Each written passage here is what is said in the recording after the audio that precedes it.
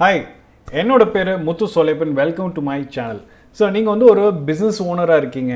உங்களுக்கு வந்து பார்த்தீங்கன்னா மாதம் மாதம் எவ்வளோ சம்பாதிக்கிறீங்க, உங்கள் ப்ராஃபிட்ஸை கால்குலேட் பண்ணணும்.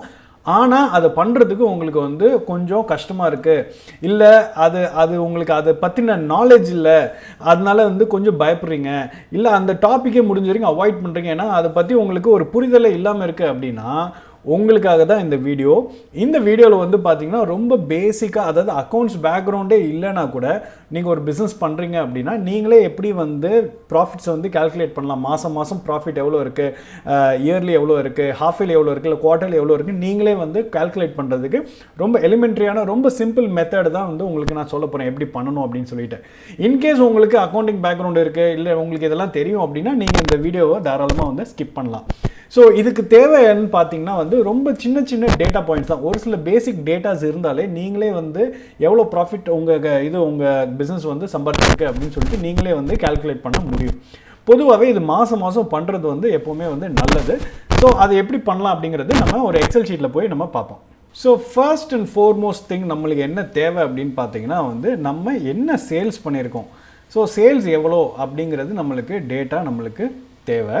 ரெண்டாவது, சேல்ஸ் எவ்வளோ பண்ணியிருக்கோம், நம்ம பண்ண சேல்ஸ், அதாவது நம்ம பண்ண சேல்ஸோட ப்ராடக்டோட காஸ்ட் ப்ரைஸ் என்ன அப்படிங்கிறது நம்மளுக்கு தெரியணும்.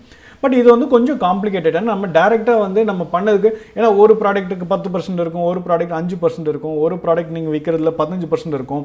ஸோ மார்ஜின்ஸ் டிஃபர் ஆகிட்டே இருக்கும். ஸோ நம்ம மொத்தத்துக்கு இருக்கிற சேல் வேல்யூ வச்சு நம்மளால் விற்றதோட காஸ்ட் ப்ரைஸ் கண்டுபிடிக்கிறது கொஞ்சம் கன்ஃபியூசிங்காக இருக்கும். ஸோ அதுக்கு சிம்பிளாக ஒரு விஷயம் பண்ணலாம். அது என்னென்னா COGS. அதாவது COGSனால் என்னென்னா cost of goods sold.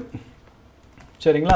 So இந்த காஸ்ட் ஆஃப் குட்ஸ் சோல்டு எப்படி நம்ம கண்டுபிடிக்கலாம் அப்படின்னு பார்த்தீங்கன்னா ரொம்ப ஈஸிங்க. So cost of goods sold பார்த்தீங்கன்னா எப்படி நம்ம ஈஸியாக கண்டுபிடிக்கலாம் எப்படி அப்படின்னு பார்க்கல, நம்மளோட ஓப்பனிங் இன்வென்ட்ரி, ஓப்பனிங்கில் எவ்வளோ ஸ்டாக் இருக்குது, ஓப்பனிங் ஸ்டாக் வேல்யூ வச்சுக்கோங்க. Opening stock value minus closing stock value. So closing stock value எவ்வளோ, இதுவும் சிஸ்டம்லேயே உங்களால் எடுக்க முடியும். ஸோ நம்ம beginning of the month, opening month போது எவ்வளோ ஸ்டாக் கையில் இருந்தது, நம்ம மந்த் க்ளோசிங்கில் எவ்வளோ ஸ்டாக், இது ரெண்டுத்தையும் மைனஸ் பண்ணிங்கன்னா வர வேல்யூ ப்ளஸ் அந்த மாதத்தில் எதாவது பர்ச்சேஸ் பண்ணியிருப்பீங்களா அந்த மந்தோட பர்ச்சேஸ் வேல்யூ. ஸோ இதை ஆட் பண்ணணும். So opening stock value minus closing stock value plus monthly stock purchase value. So இதை போட்டிங்கன்னா இதுதான் காஸ்ட் ஆஃப் குட்ஸ் சோல்டு. ஓகேவா? ஸோ இப்போது நம்மளுக்கு என்ன சேல்ஸ் பண்ணியிருக்கோம், அதாவது எவ்வளோ வேல்யூக்கு சேல்ஸ் பண்ணியிருக்கோம்னு தெரியும், என்ன வேல்யூக்கு நம்ம, அதாவது அந்த சேல்ஸ் பண்ணதோட பொருளை எந்த காஸ்ட் ப்ரைஸில் வாங்கியிருக்கோன்னு சொல்லிட்டு நம்மளுக்கு தெரியும். ஸோ இதை வச்சு ரொம்ப சிம்பிளாக கண்டுபிடிக்கலாம். என்ன கண்டுபிடிக்கலாம்னா கிராஸ் மார்ஜின் என்னன்னு கண்டுபிடிக்கலாம். ஸோ கிராஸ் மார்ஜின் என்ன, sales minus cost of goods sold, இதுதான் கிராஸ் மார்ஜின். ரொம்ப சிம்பிள். பட் இதுதான் ஃபைனலான்னு பார்த்தீங்கன்னா இல்லை. ஏன்னா இதுக்கப்புறம் பார்த்தீங்கன்னா நம்ம பிஸ்னஸ் நடத்துறதுக்கு ஒரு சில எக்ஸ்பென்சஸ் நம்ம பண்ணுவோம். ஸோ அந்த எக்ஸ்பென்சஸை நம்ம என்னன்னு சொல்லி ட்ராக் பண்ணும். ஸோ எக்ஸ்பென்ஸுங்கும் போது என்னெல்லாம் இருக்குது அப்படின்னு பார்ப்போம். எக்ஸ்பென்ஸுங்கும் போது உங்களுக்கு என்னென்ன இருக்குது, ரெண்ட் இருக்குது, அப்புறம் வேறு என்ன இருக்குது, சேலரி இருக்குது, அப்புறம் வேறு என்ன இருக்கும், உங்களுக்கு மெயின்டெனன்ஸ் எக்ஸ்பென்ஸ் இருக்கும், மெயின்டெனன்ஸ் எக்ஸ்பென்ஸு, அப்புறம் வேறு என்னெல்லாம் இருக்கும். அப்புறம் நெக்ஸ்ட் பார்த்தீங்கன்னா இபி பே பண்ணுவீங்க, அப்புறம் ஆஃபீஸ்க்கு பார்த்தீங்கன்னா ஸ்டேஷ்னரி எக்ஸ்பென்சஸ்ஸு, அப்புறம் மற்ற அதர் எக்ஸ்பென்சஸ் இருக்கும், மிஸ்லேனியஸ் எக்ஸ்பென்ஸ்னு வச்சுக்கோங்க. இதெல்லாம் தான் பார்த்தீங்கன்னா நம்மளோட எக்ஸ்பென்ஸில் வரும். ஸோ இந்த எக்ஸ்பென்ஸ் இப்போ தெரிஞ்சிச்சுன்னு வச்சுக்கோங்களேன், இப்போ நம்மளுக்கு என்ன பண்ண முடியும் அப்படின்னா இதை வச்சு நம்மளோட கிராஸ் மார்ஜின் கண்டுபிடிச்சிருக்கோம்ல, இந்த கிராஸ் மார்ஜின் கண்டுபிடிச்சிருக்கோம்ல, இந்த கிராஸ் மார்ஜினை இந்த எக்ஸ்பென்ஸால் மைனஸ் பண்ணோன்னா என்ன கிடைக்கும்னா ஆப்ரேட்டிங் மார்ஜின். ஓகேவா? Operating margin. So operating margin is nothing but cross margin minus expenses. இதுதான் ஆப்ரேட்டிங் மார்ஜின். ஸோ இதை வச்சு இதுதான் நம்மளோட ப்ராஃபிட்னு சொல்ல முடியுமா? இல்லை. இதுக்கப்புறம் ஒரு விஷயம் இருக்குது. என்னென்னா நீங்கள் உங்கள் பிஸ்னஸுக்கு பார்த்தீங்கன்னா பணம் இன்வெஸ்ட் பண்ணியிருப்பீங்க. ஸோ பணத்தை இன்வெஸ்ட் பண்ணிங்கன்னா அந்த இன்வெஸ்ட் பண்ண பணம் ஒன்று நீங்கள் பேங்க்லேருந்து வாங்கியிருப்பீங்க, இல்லை நீங்கள் உங்களோட யாராவது உங்களுக்கு இன்வெஸ்ட் பண்ணியிருப்பாங்க, இல்லை நீங்கள் உங்களோட சொந்த பணத்தை கூட போட்டிருப்பீங்க. ஸோ ஆக்சுவலாக என்ன இன்வெஸ்ட் பண்ணியிருக்கோமோ அதுக்கு இன்ட்ரெஸ்ட்டு பே பண்ணுறோம். பேங்க்லேருந்து வாங்கினா அவங்களுக்கு பே பண்ணுவோம், இல்லை யார்கிட்டேருந்து கடன் வாங்கியிருக்கோமோ அவங்களுக்கு பே பண்ணுவோம், இல்லை நம்ம பணமாக இருந்தாலும் நம்ம அதுக்கு இன்ட்ரெஸ்ட் போட்டு எடுத்துக்கணும். ஸோ அது வந்து பார்த்திங்கன்னா இன்ட்ரெஸ்ட் வந்து பார்த்திங்கன்னா அது ஒரு விதமான ஒரு எக்ஸ்பென்ஸ் தான். ஸோ இந்த இன்ட்ரெஸ்ட்டில் வந்து பார்க்கையில் உங்களுக்கு 3 காம்பனண்ட் வரும் இன்ட்ரெஸ்ட்டு, அதாவது இன்வெஸ்ட்மெண்ட்டை வந்து நீங்கள் 3ஆக பிரிச்சுக்கலாம். ஃபஸ்ட்டு வந்து பார்த்திங்கன்னா வந்து பெய்டப் ஸ்டாக். ஸோ பெய்டப் ஸ்டாக்குங்கிறது நீங்கள் எவ்வளோ ஸ்டாக்கில் இன்வெஸ்ட் பண்ணியிருக்கீங்க. ரெண்டாவது வந்து நீங்கள் பண்ணியிருக்க இன்டீரியர்ஸு. அப்புறம் 3வது விதமான இன்வெஸ்ட்மெண்ட் என்னென்னு பார்த்தீங்கன்னா ரெண்டல் அட்வான்ஸ் கொடுத்துருப்பீங்களே பில்டிங்க்கு. So rental advance. ஸோ இதெல்லாம் சேர்த்து தான் வந்து பார்த்திங்கன்னா உங்களோட ஓவரால் கேபிட்டல், அந்த பிஸ்னஸோட கேபிட்டல் வரும். ஸோ இது 3 வரதோட டோட்டல் இருக்குல்ல, இந்த டோட்டல் அமௌண்ட்டுக்கு தான் வந்து பார்த்திங்கன்னா நம்ம வந்து என்ன பண்ணுவோம், நம்ம வந்து இன்ட்ரெஸ்ட் கால்குலேட் பண்ணுவோம். ஸோ இந்த டோட்டல் அமௌண்ட் வந்து என்ன அமௌண்ட் இருக்கோ அதில் வந்து பார்த்திங்கன்னா நம்ம யூஸ்வலாக என்ன பண்ணுவோம்னா, நம்ம வந்து இந்த டோட்டல் அமௌண்ட்டு இன்டூ நம்ம 8% இன்ட்ரெஸ்ட் சார்ஜ் பண்ணுறோம்னு வச்சுக்கோங்களேன். 8% இருக்கலாம், இல்லை சில பேர் 12% பண்ணுவாங்க, சில பேர் வந்து 18% பண்ணுவாங்க, சில பேர் வந்து 24% கூட பண்ணுவாங்க. Depending on business to business மாறுபோகுது. ஸோ இந்த பர்சன்டேஜ் வந்து இன்ட்ரெஸ்ட் பர்சன்டேஜ் வைக்கும் போது இப்போ என்ன டோட்டல் அமௌண்ட் இருக்கோ அது வந்து என்ன பண்ணிடுவாங்கன்னா, டோட்டல் அமௌண்ட் வருது இல்லையா, டோட்டல் கேபிட்டல் அமௌண்ட், அதுக்கு வந்து நீங்கள் இன்வெஸ்ட் பண்ணதுக்கு இந்த பர்சன்டேஜோட மல்டிப்ளை பண்ணி வர வேல்யூ வந்து டிவைடட் பை உங்களுக்கு 12ஆல் வந்து டிவைட் பண்ணணும். ஏன்னா வந்து இந்த 8%ங்கிறது வந்து இன்ட்ரெஸ்ட் வந்து 1 இயருக்கு உண்டான இன்ட்ரெஸ்ட்டு. ஸோ நம்ம மந்த்லி ப்ராஃபிட் கால்குலேட் பண்ணல அதை டிவைட் பை 12 பண்ணணும். இதே நீங்கள் வந்து குவார்ட்டர்லி இது பண்ணுறீங்கன்னா 3 மாதத்துக்கு ஒரு தான் பார்க்குங்க, அப்போ வந்து டிவைட் பை 4 பண்ணணும். ஸோ இந்த மாதிரி வந்து நம்ம அதை வச்சு கால்குலேட் பண்ணிக்கணும். ஸோ இயர்லி கால்குலேஷன் பண்ணல நம்ம எதுவுமே டிவைட் பண்ண தேவையில்ல, டேரெக்டாக வந்து போட்டுடலாம். ஸோ இதுதான் வந்து விஷயம். நம்ம இங்கே மந்த்லி தான் நம்ம இன்றைக்கி எக்ஸ்ப்ளனேஷனுக்கு எடுத்துருக்கிறதுனால டிவைட் பை 12 பண்ணணும். ஓகேவா? ஸோ இந்த பெய்டப் ஸ்டாக் எப்படி கால்குலேட் பண்ணுறது அப்படின்னு பார்த்தீங்கன்னா, உங்ககிட்ட இருக்கிற ஸ்டாக் வந்து என்ன இருக்குது, உங்ககிட்ட வந்து அந்த மந்த் க்ளோஸ் ஆகையில் உங்களோட க்ளோசிங் ஸ்டாக் என்ன. ஸோ க்ளோசிங் ஸ்டாக்கு வேல்யூ இருக்குல்ல, அந்த க்ளோசிங் ஸ்டாக் வேல்யூ மைனஸ் அந்த க்ளோசிங் ஸ்டாக் வேல்யூ மட்டும் இல்லாமல் நீங்கள் வந்து பேமெண்ட் வந்து நீங்கள் வந்து கிரெடிட்டுக்கு வாங்கியிருப்பீங்க. ஸோ நீங்கள் ஒரு சில பேமெண்ட் வந்து நீங்கள் பே பண்ணுற மாதிரி இருக்கும். So closing stock minus payment outstanding. So outstanding என்ன, அந்த இதை வந்து வேல்யூ வந்து மைனஸ் பண்ணிடணும். அது மட்டும் இல்லாமல் சில பேர்கிட்ட நீங்கள் வந்து அட்வான்ஸ் பேமெண்ட் கொடுத்து வச்சுருப்பீங்க. ஸோ ஸ்டாக் இன்னும் வந்திருக்காது, ஆனால் நீங்கள் முதல்ல அட்வான்ஸ் பேமெண்ட் கொடுத்து வச்சுருப்பீங்க. ஸோ அந்த மாதிரி எதாவது இருந்தால் ப்ளஸ் இந்த அட்வான்ஸ் பேமெண்ட் இதை எடுத்துட்டிங்கன்னா இதுதான் வந்து பெய்டப் ஸ்டாக்.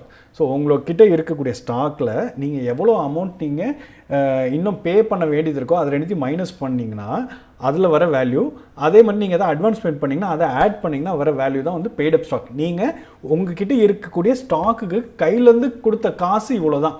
ஸோ அந்த காசுக்கு தான் இன்ட்ரெஸ்ட் கால்குலேட் பண்ணும்.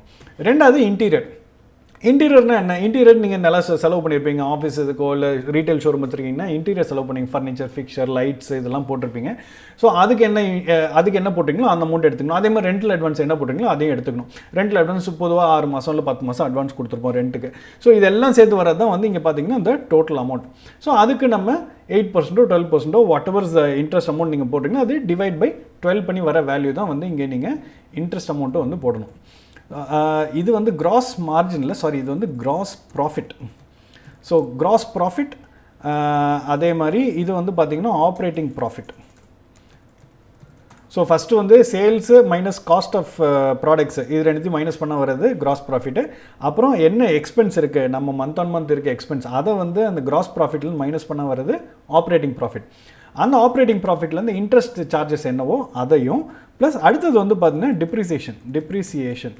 ஸோ இந்த டிப்ரிசியேஷன்னா என்னென்னா, நீங்கள் வந்து ஒரு ப்ராடக்ட் வாங்கியிருக்கீங்க அப்படிங்கும்போது அந்த ப்ராடக்ட்டுக்குன்னு பார்த்தீங்கன்னா ஒரு மிஷினரி வாங்கி போட்டிருக்கீங்க. அந்த மிஷினரிக்கு வந்து பார்த்தீங்கன்னா வந்து கொஞ்சம் கொஞ்சமாக வந்து அதோட வேல்யூ வந்து கம்மியாகிட்டே இருக்கும். இயர் ஆன் இயர் அது நீங்கள் அதை யூஸ் பண்ணுறீங்களே, யூஸ் பண்ணால் அதனுடைய வேல்யூ கம்மியாகும். நீங்கள் எப்படி ஒரு காரை வாங்கிட்டு நீங்கள் செகண்ட் ஹேண்டில் விற்றீங்கன்னா அதோட வேல்யூ கம்மியாகல. அதே மாதிரி ஸோ ஒரு மிஷினரி வாங்கி போடுறீங்க, இல்லை ஒரு இன்டீரியருக்காக நீங்கள் செலவு பண்ணுறீங்க அப்படின்னா அதுக்குன்னு சொல்லிட்டு ஒரு வேல்யூ வந்து பார்த்தீங்கன்னா வந்து கம்மியாகிட்டே வந்துட்டு இருக்கும்.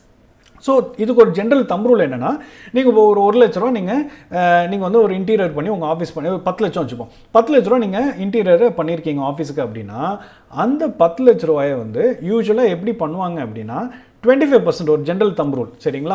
ஒரு 25% வந்து நீங்கள் கால்குலேஷன் பர்பஸுக்கு, அக்கௌண்டிங் பர்பஸுக்கு வேறு மாதிரி யூஸ் பண்ணுவாங்க ஆடிட்டர்ஸு. ஒரு உங்களோட ப்ராஃபிட்டபிலிட்டி கால்குலேஷன் பர்பஸுக்கு 25% எடுத்துக்கணும். ஸோ 10 லட்சம் நீங்கள் வந்து இன்வெஸ்ட் பண்ணியிருக்கீங்க இன்டீரியருக்கோ இல்லை ஒரு மிஷினரிக்கோ இன்வெஸ்ட் பண்ணியிருக்கீங்க அப்படின்னா 25% ரிமூவ் பண்ணணும். அதாவது 2.5 lakhs வந்து நம்ம அந்த ஃபஸ்ட் இயர்லேயே வந்து எக்ஸ்பென்ஸாக போட்டு வெளியே எடுத்துருவோம். ஸோ அடுத்த வருஷமும் இன்னொரு 2.5, அடுத்த வருஷம் 4 வருஷத்தில் டோட்டலாக வந்து நம்ம இன்வெஸ்ட் பண்ண அமௌண்ட்டை வந்து எக்ஸ்பென்ஸாக சொல்லி நம்ம ரிமூவ் பண்ணிடுறோம். ஸோ அப்படி ரிமூவ் பண்ணல அதுதான் வந்து அதுக்கு பேர் தான் டிப்ரிசியேஷன் சொல்கிறோம். ஸோ இந்த ஆப்ரேட்டிங் ப்ராஃபிட்லேருந்து இன்ட்ரெஸ்ட் சார்ஜஸ்ஸு அதே மாதிரி டிப்ரிசியேஷன் இது ரெண்டுத்தையும் மைனஸ் பண்ணி எடுத்துட்டோம் அப்படின்னா அகைன் இங்கே 25% சொன்னேன்ல, இப்போ 25% சொல்லியிருக்கேன்னு வச்சுக்கோங்களேன். அது அப்படியே நான் இப்போ 10 லட்சம் போட்டிருக்கேன்னா 25%னா 2.5 lakhs வருது. அந்த 2.5 lakhs அப்படியே நம்ம பண்ண முடியாது. அதை வந்து டிவைட் பை 12 பண்ணணும் நம்ம. ஸோ டிவைடட் பை 12 ஏன் அப்படின்னா உங்களுக்கு ரொம்ப சிம்பிளான விஷயம். ஏன்னா மந்த்லி நம்ம கால்குலேட் பண்ணுறதுனால ஒரு மாதத்துக்கு டிவைட் பை 12 பண்ணால் தான் அதோட டிப்ரிசியேஷன் வேல்யூ வந்து பெர் மந்த் எவ்வளோன்னு தெரிய வரும். ஸோ அப்படி தான் நம்ம வந்து கால்குலேட் பண்ண முடியும். ஸோ இப்படி பண்ணால் நம்மளுக்கு டிப்ரிசியேஷன் வேல்யூ கிடச்சிரும். ஸோ இதனால் வரது என்ன? ஸோ ஆப்ரேட்டிங் ப்ராஃபிட்லேருந்து இன்ட்ரெஸ்ட்டு டிப்ரிசியேஷன் ரெண்டுத்தையும் மைனஸ் பண்ணோன்னா நம்மளுக்கு கிடைக்கிறது என்ன? Net profit. ஸோ இப்படி தான் நம்ம மாதம் நம்ம வந்து பண்ணலாம். ஸோ யூஸ்வலாக இது எப்படி பண்ண முடியும் அப்படின்னு பார்த்தீங்கன்னா, இப்போது உங்களுக்கு இதே மாதிரி இது வந்து உங்களுக்கு இப்போ பாருங்கள் இந்த விஷயம் எல்லாம் இருக்கு இல்லையா, இது எல்லாத்தையும் ஹைட் பண்ணிடலாம். ஸோ இப்போ இந்த மாதிரி இருக்குன்னா நீங்கள் வந்து மாதம் வந்து எடுத்தோன்னே என்ன பண்ணோம், ஜான்வரி ஃபெப்ரவரிக்கு இதுதான், மார்ச்சுக்கு இதுதான் வேல்யூ அப்படின்னு சொல்லி நீங்கள் மாதம் நீங்கள் இந்த மாதிரி நீங்கள் ஃபுல்லாக எடுத்துகிட்டு நீங்கள் மாதம் அனலைஸ் பண்ணலாம். உங்கள் ப்ராஃபிட்டு கம்மியாக இருக்கா ஜாஸ்தியாக இருக்கா, லாஸ்ட் இயர் கம்பேர் பண்ணல இந்த வருஷம் அதிகமாக இருக்கா இல்லையா, லாஸ்ட் மந்த் கம்பேர் பண்ணல அதிகமாக இருக்கா கம்மியாக இருக்கா, இந்த மாதிரி அனலைஸ் பண்ணும். ஏன்னா ரொம்ப ரொம்ப ரொம்ப முக்கியமான ஒரு விஷயம் என்னென்னா, நம்ம நம்பர்ஸை ட்ராக் பண்ணணும். நம்ம நம்பர்ஸை ட்ராக் பண்ணால் தான் நம்மளுக்கு வந்து ஒரு கிளாரிட்டி கிடைக்கும். நம்ம எவ்வளோ பண்ணியிருக்கோம் அப்படின்னு கிளாரிட்டி கிடைக்கும். நம்ம அது இல்லை நம்பர்ஸை ஒழுங்காக ட்ராக் பண்ணலை, அனலைஸ் பண்ணலைன்னு வச்சுக்கோங்க. ட்ராக் பண்ணதுக்கப்புறம் என்ன பண்ணணும்? அனலைஸ் பண்ணணும். இது ரெண்டுமே பண்ணலன்னு வச்சுக்கோங்களேன், நம்மளுக்கு எப்படி இருக்கும்னா நிறைய சேல்ஸ் பண்ணுற மாதிரி இருக்கும், இன்னொரு பக்கம் நிறைய வந்து என்ன ப்ராஃபிட் சம்பாரிச்ச மாதிரி இருக்கும், ஆனால் ஃபைனலாக வந்து செக் பண்ணி பார்க்கல ஒன்றுமே இல்லாத மாதிரி இருக்கும். என்ன ஏதுன்னு பார்த்தீங்கன்னா நம்ம நிறைய எக்ஸ்பென்ஸ் எங்கேயாவது விட்டுருப்போம், இல்லை இன்ட்ரெஸ்ட்டு இல்லை டிப்ரிசியேஷனில் எங்கேயாவது வந்து ரொம்ப அதிகமாக போயிருக்கும். அதை எப்படி கண்ட்ரோல் பண்ணணும் நம்மளுக்கு தெரியாமல் போயிருக்கும். ஸோ 1 year கழிச்சு மொத்தமாக வந்து நம்ம ஆடிட்டர் வந்து நம்மக்கிட்ட வந்து ரிப்போர்ட் கொடுத்தா இதுதான் உங்கள் ப்ராஃபிட்டு, இதுதான் உள்ள உங்களோட லாஸ் அப்படின்னு சொல்கிற வரைக்கும் வெயிட் பண்ணாமல் மாதம் நம்மளே இதை போட்டு நம்மளே வந்து பார்த்து நம்மளோட ஓன் டிசிஷன்ஸை வந்து எடுக்க முடியும். ஸோ இதோட மெயின் விஷயமே என்னென்னா, இதை பண்ணுறதுக்கான ஆக்டிவிட்டிக்கான முக்கியமான விஷயம் என்னென்னா, நம்ம நம்பர்ஸை ட்ராக் பண்ணுறோம். நம்ம எவ்வளோ பண்ணியிருக்கோம் அப்படின்னு ட்ராக் பண்ணி அதை அதுக்கப்புறம் அனலைஸ் பண்ணி அதை பேஸ் பண்ணி நம்ம ஃப்யூச்சரில் அடுத்த மாதத்துக்கோ இல்லை அடுத்த வருஷத்துக்கோ இல்லை அடுத்த குவார்ட்டருக்கோ வந்து நம்ம இதை எப்படி மேக்ஸிமைஸ் பண்ணலாம் நம்ம ப்ராஃபிட்டபிலிட்டியை அப்படிங்கிறதுக்கு நம்ம வந்து ஸ்ட்ராட்டஜி அதாவது வந்து யூஸ் பண்ணணும். இப்படி பண்ணால் தான் நம்மளால் வந்து நெக்ஸ்ட் லெவலுக்கு நம்ம பிஸ்னஸை வந்து எடுத்துகிட்டு போக முடியும். ஸோ இதுதான் வந்து சிம்பிளான மெத்தட் எப்படி நம்ம ப்ராஃபிட் வந்து மந்த்லியோ இல்லை குவார்ட்டர்லியோ இல்லை இயர்லியோ வந்து கால்குலேட் பண்ணணும் அப்படிங்கிறதுக்கு. And it's very very easy to implement. உங்களுக்கு ஒரு மாதத்துக்கு ஒரு 30 minutesக்கு மேலே ஆகாது. ஏன்னா எல்லாமே சிஸ்டமில் இருக்க டேட்டா தான் எடுத்து ஜஸ்ட் இதில் ஃபில் பண்ண தான் போகிறீங்க. ஸோ இந்த மாதிரி பண்ணல உங்களுக்கு ரொம்ப ரொம்ப ரொம்ப ஈஸியாக இருக்கும். I hope this video was very useful for you. யாருக்கெல்லாம் இது யூஸ்ஃபுல்லாக இருக்கும்னு நினைக்கிறீங்களோ அவங்களுக்கு ஷேர் பண்ணுங்கள். நன்றி, வணக்கம்.